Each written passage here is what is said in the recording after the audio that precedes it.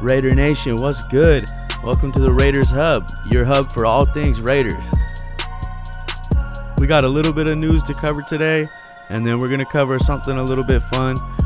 The NFL is releasing their top 100 players of 2019, and they've released the first 30 players. I'm sure you guys already know, but we're going to take a look at which Raiders made it, and let's get it cracking. So the first piece of news we got, it's official. Every single one of our rookie picks has signed. This is great news because we also got the information that camp is going to be starting soon. So it's important that we got all our rookies in the door and ready to work. You know, it's been a long, weird, windy road with this virus situation going on. So, you know, we got football ahead of us, guys. I know it's been painful this offseason, waiting and not really knowing what's going on. But, you know, the Players Association agreed. We're going to get going on training camp right away. And hopefully, you know, everything works out for the best. There's going to be regular testing. Hopefully our guys stay healthy, too. That's going to be the biggest thing is, you know, making sure that we can field the whole team. And if, you know, one person goes down with the virus and it spreads, you know, that could ruin a team. So it's definitely going to be really interesting to see how this is going to play out this year. But nonetheless, the boys are signed. They're fitted in their gear. They got their jerseys, and they're looking dope. All right, so let's jump into our next piece of news here. We got some key dates that released. Tuesday, which is tomorrow for me making the video, it's going to be the 28th. Camp opens up.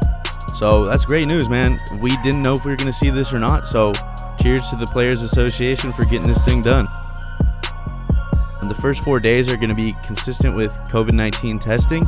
So, you know, these guys are going to be made sure that they're healthy for at least the first 4 days. I don't know what it's going to look like after that. I would imagine it's going to be daily testing, but we're going to have to wait and see. But nonetheless, we got camp fired up. We're ready to go. So the first week and a half or so isn't going to be much football. They're going to get their physicals, equipment all set up, do some virtual meetings. Then the start of conditioning will go, get these guys in shape. And after about 5 days of what looks like strictly conditioning, they're going to get a day off. And then it looks like they're going to start back up with conditioning, more working out for a couple more days until about the 12th approximately. It's not a fixed date, so we'll see. But unpadded practice will begin until we cut down from 90 to 80 in about 4 days from there. And then camp will really begin at that point. You know, teams can start doing padded practicing. We get 14 practices before September 15th, and we got to cut down to the 53-man roster. And then about a week after that, it's go time, baby. Season opener at Carolina. I cannot freaking wait, man. I'm so excited. It's going to be amazing.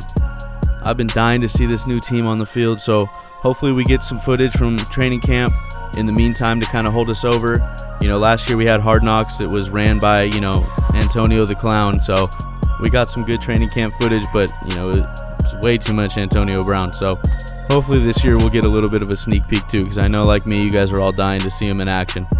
And I think there's a lot of really good training camp battles that are going to go down, so, you know, it'd be fun to watch. And normally we'd be able to go out and, you know, go watch camp. And, you know, I would be down there in Henderson, Nevada for sure to go see camp this year, but, you know, I highly doubt that's going to be possible. We don't even know if there's going to be fans in the stadium. Mark Davis said if there's no fans, he's not even going to go to the game. So it's really up in the air. I highly doubt they're going to bring anybody around them. They're going to be as safe as possible. So it's a little bit of a bummer, but, you know, we've been dealing with this stuff for a while now. So, you know, we're used to it. We'll get through it. So that's about it for the news. Not much going on, but this is one of the biggest things we've had in a long time. So had to report on it. I'm excited. Let's jump into something a little more fun. We know every year the NFL releases their top 100 players of the year before, and this year, after the first 30 players have been released, we've already had 2 Raiders in. And coming in at 99, Darren Waller.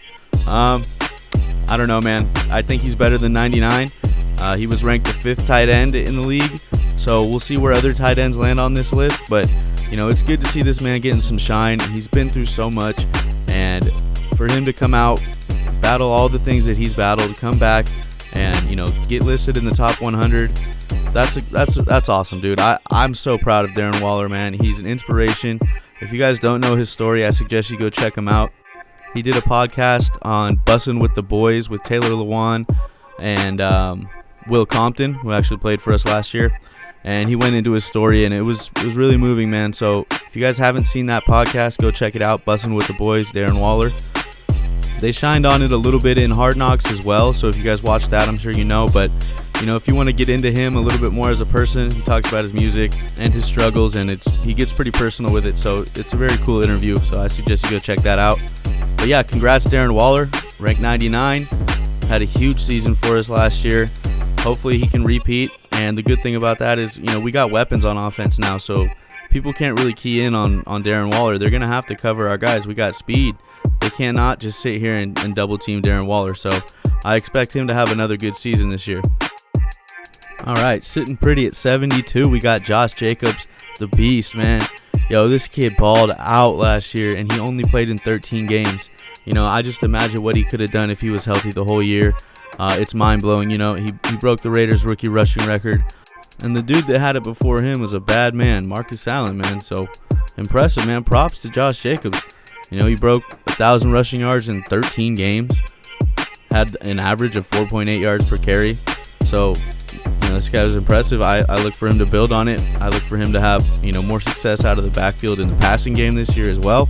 Gruden said that he's going to open him up a little bit in that regard. He wanted him to get the blocking schemes down before he gave him too much, So look for Josh Jacobs to have a bigger role this year. And if you play fantasy, you might want to pick this guy up. I know I will be.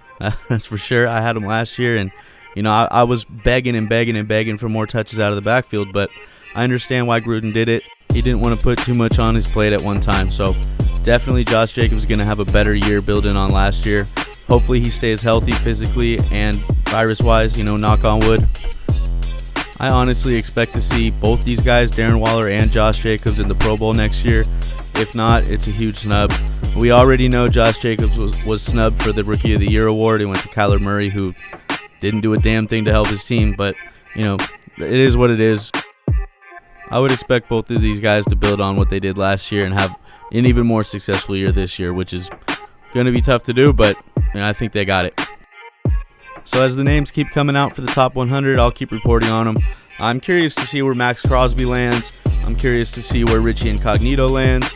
And I'm curious to see where Rodney Hudson and Derek Carr land.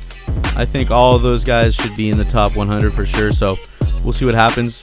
Let me know what you guys think in the comments section. Who you guys think should be up there in the top 100, where you guys think they should land. Drop a like, subscribe if you're new. And, as always, peace out. Much love, Raider Nation.